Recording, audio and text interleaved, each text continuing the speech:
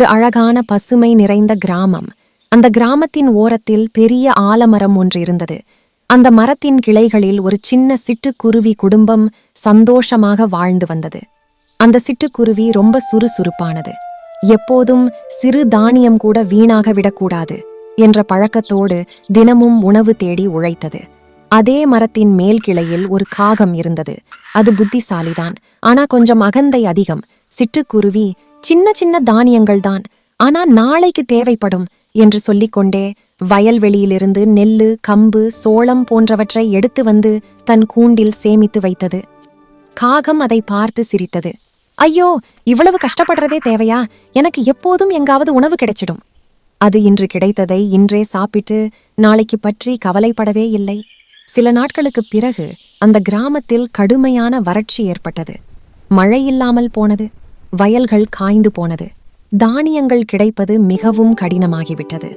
சிட்டுக்குருவி தன் கூண்டில் சேமித்து வைத்திருந்த தானியங்களை எடுத்துச் சாப்பிட்டது. தன் குட்டிகளையும் பாதுகாப்பாக பார்த்து கொண்டது. ஆனால் காகம் எங்கு சென்றாலும் உணவு கிடைக்கவில்லை. ஒரு நாள் காகம் மிகவும் சோர்வாக சிட்டுக்குருவி இருந்த கிளை அருகே வந்து அமர்ந்தது. சிட்டுக்குருவியே, எனக்கு ரொம்ப பசிக்குது. நீ சேமித்து வைத்திருக்கிறதில கொஞ்சம் தருவாயா? சிட்டுக்குருவி கொஞ்ச நேரம் மௌனமாக இருந்தது. பிறகு மெதுவாக சொன்னது, நான் உழைத்து சேமித்ததுதான், ஆனா பசியில் இருக்கிறவனை உதவாம இருக்க முடியாது. அதன் கூண்டிலிருந்த தானியங்களில் கொஞ்சத்தை காகத்துக்கு கொடுத்தது. உணவு சாப்பிட்டதும் காகம் நிம்மதியாக மூச்சுவிட்டது. நான் தவறு செய்துட்டேன் சிட்டுக்குருவியே. நாளை பற்றி கவலைப்படாம இருந்ததால்தான் இப்ப இந்த நிலை வந்தது. அன்று முதல் காகம் மாறிவிட்டது. மழை வந்தபின் காகமும் சிட்டுக்குருவியுடன் சேர்ந்து உணவு தேட ஆரம்பித்தது. கிடைத்ததை மட்டும் சாப்பிடாமல் தேவையானதை சேமிக்கவும் மற்றவர்களோடு பகிரவும் கற்றுக்கொண்டது. அந்த ஆலமரம் இனிமேல் ஒற்றுமை, நட்பு, உதவி என்னும் நல்ல பண்புகளின் அடையாளமாக மாறியது. கதையின் நீதி மொரால்: எதிர்காலத்துக்காக உழைப்பதும் கஷ்டத்தில் இருப்பவர்களுக்கு உதவுவதும் ஒரு நல்ல வாழ்க்கையின் அடையாளம். ஒரு அழகான கிராமத்தில் ஒரு விவசாயி வாழ்ந்து வந்தார். அவரிடம் 2 செல்லப் பிராணிகள் இருந்தன. ஒன்று கழுதை, மற்றொன்று நாய்.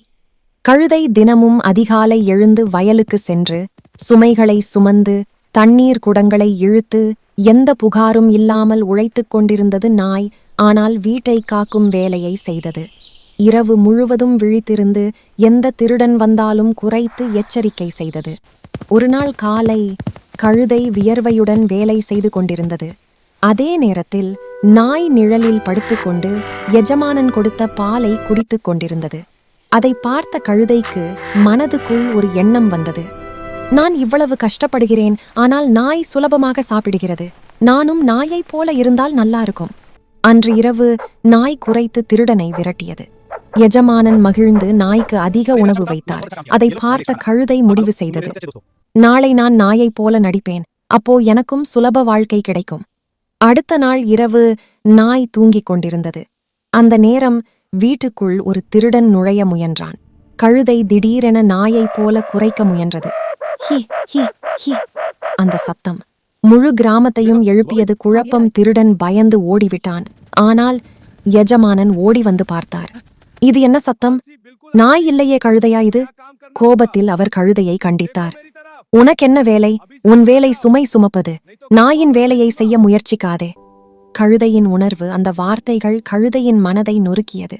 நான் பொறாமைப்பட்டேன், என் வேலையை மறந்தேன். நாய் அருகில் வந்து மெதுவாக சொன்னது, நண்பா, நீ இல்லாமல் வயல் வேலை நடக்காது. நானோ இரவில் மட்டுமே உதவுவேன். அந்த நாளிலிருந்து கழுதை மகிழ்ச்சியுடன் உழைத்தது. நாய் நேர்மையாக காவல் காத்தது. எஜமானனும் இருவருக்கும் சமமாக அன்பு காட்டினார். முடிவு: ஒவ்வொருவரும் அவரவர் வேலையில் சிறந்தவர்கள். பொறாமை வாழ்க்கையை குழப்பும். உழைப்பே உண்மையான பெருமை.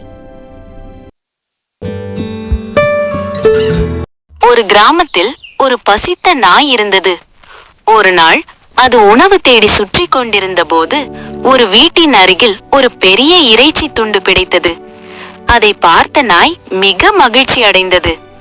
இதை யாரும் பறிக்காதபடி அமைதியான இடத்தில் சாப்பிட வேண்டும் என்று எண்ணியது. நாய் அந்த இறைச்சியை வாயில் பிடித்துக்கொண்டு ஆற்றின் மீது இருந்த ஒரு பாலத்தை கடந்து சென்றது. அப்போது நீரில் தன் நிழலை பார்த்தது. நிழலில் இன்னொரு நாய், அதுவும் வாயில் இன்னொரு பெரிய இறைச்சி துண்டுடன் இருப்பதாக நாய்க்கு தோன்றியது. அடடா, அந்த நாய்க்கு என்னை விட பெரிய இறைச்சி இருக்கிறதே, அதையும் பிடித்து விடலாம் என்று ஆசைப்பட்ட நாய் அந்த நிழல் நாயின் மீது குரைத்தது. குரைத்தவுடன் அதன் வாயிலிருந்த இறைச்சி நீரில் விழுந்து விட்டது. நீரில் விழுந்த இறைச்சி அடித்துச் செல்லப்பட்டது. அப்போதுதான் அது பார்த்தது தன் நிழல்தான் என்று உணர்ந்தது. இறுதியில் நாய்க்கு இருந்ததும் போனது, புதியது கிடைக்கவே இல்லை. நாய் வருத்தத்துடன் அங்கிருந்து சென்றது. கதை சொல்லும் பாடம். மோரல்: பேராசை பெருநஷ்டம். இருப்பதை மதிக்காமல் அதிகம் ஆசைப்பட்டால் எல்லாவற்றையும் இழக்க நேரிடும். இந்த மாதிரி அழகான கதைகள் பார்க்க எங்கள் NSS சேனல் வீடியோக்களை கண்டிப்பா பாருங்க.